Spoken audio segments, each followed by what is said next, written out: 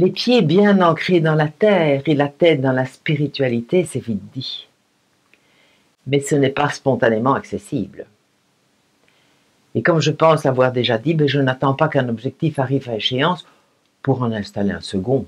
Non, non, j'ai bien trop peur de me retrouver dans un no man's land et alors de sombrer dans la dépression. Ce sont nos objectifs qui nous font nous lever le matin. Ils nous tirent avec énergie à la découverte de notre potentiel. Et depuis des années, je cultive cette habitude de toujours avoir plusieurs chevaux dans mon paddock. Et alors je laisse faire. Comme cela, si l'un est défaillant, l'autre prendra la relève. Mais depuis 1 an, mon cheval appelé spiritualité était en attente de son galop d'essai.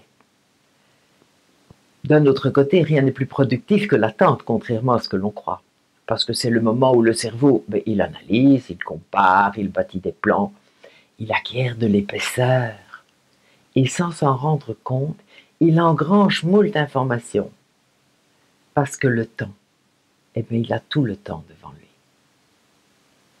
Et l'objectif que j'avais attribué à ce cheval était de me faire entrer au sein de la franc-maçonnerie. Vaste programme, waouh! Ouais, mais il n'y entre pas qui veut. Il faut être parrainé. Et depuis ma séparation avec le père de mes filles, je ne voyais pas très bien à qui j'allais m'adresser. Alors j'ai joué l'audace en m'adressant directement au comité central de la Grande Loge féminine.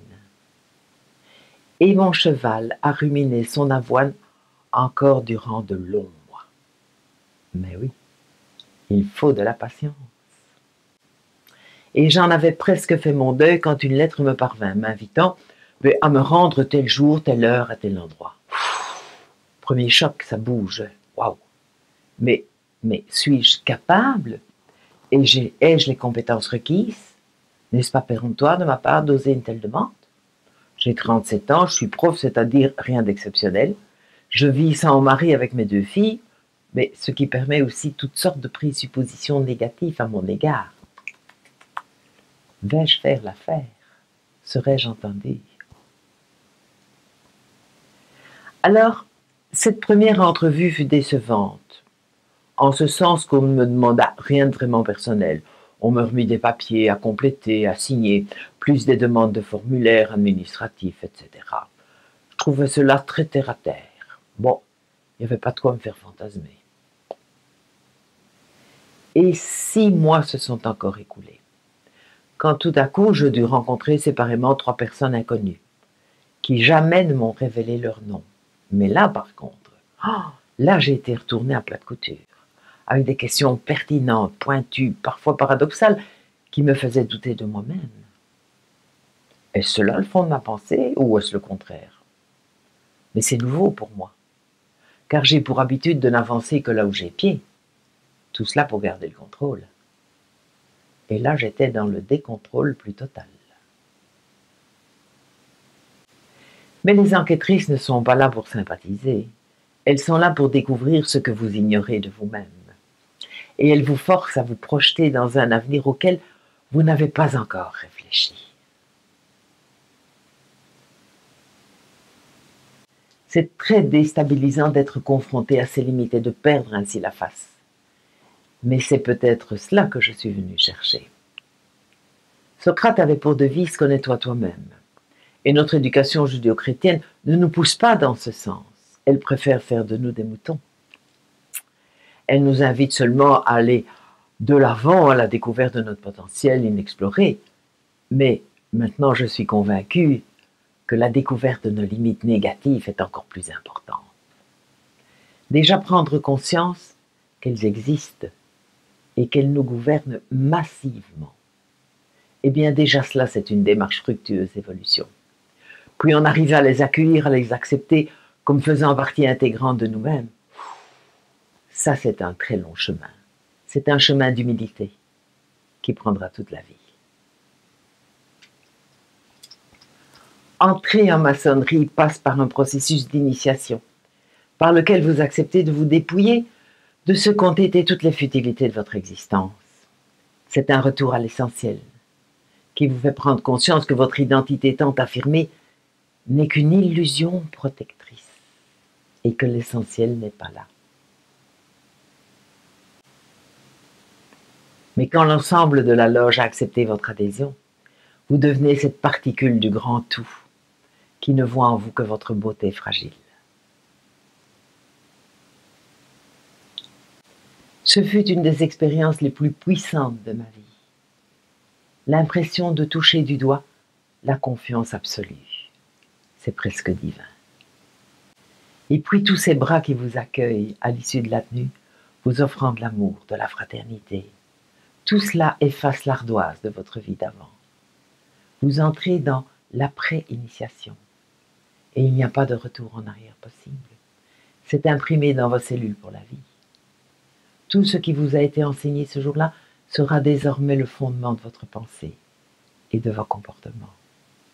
Vous êtes devenu un franc-maçon parmi les autres. Vous avez pour mission d'être toujours un être probe et libre et d'obéir à la loi morale et ne jamais tremper les mains dans l'iniquité. Waouh! Mais le chemin est long. Et si grande soit l'estime que vous avez de vous-même, vous serez maintenu durant plusieurs années dans la position d'une petite fourmi au bas de la pyramide. Vous n'avez pas le droit à la parole en loge, et vous êtes tenu à l'obéissance. Dur, dur pour une fille comme moi, qui est l'indépendance personnifiée, et qui utilise la rébellion comme moyen d'exister. Mais pour construire du neuf, il faut d'abord raser les fondations précédentes, apprendre à vaincre ses passions pour entrer dans ce nouveau paradigme. Dans 1 an ou 2, quand j'aurai le droit à la parole, eh bien je devrai apprendre à m'exprimer en triangulation, c'est-à-dire m'adresser à la Vénérable et l'inviter à transmettre ce que j'ai à dire à un membre en particulier. Eh bien c'est une manière infaillible pour mesurer ses paroles et ne pas se laisser emporter par une passion dévorante. À la Grande Loge féminine, le vouvoiement est de mise. Cela donne une grande dignité à la tenue. Mais par contre, en dehors de la tenue, mais dans les salles réservées aux agapes, et la joie et la camaraderie sont débordantes, oui. Chacun accepte l'autre dans sa différence et se nourrit de cela. J'apprécie ta différence car elle m'apprend plein de choses que je ne pratique pas et que je ne connais pas.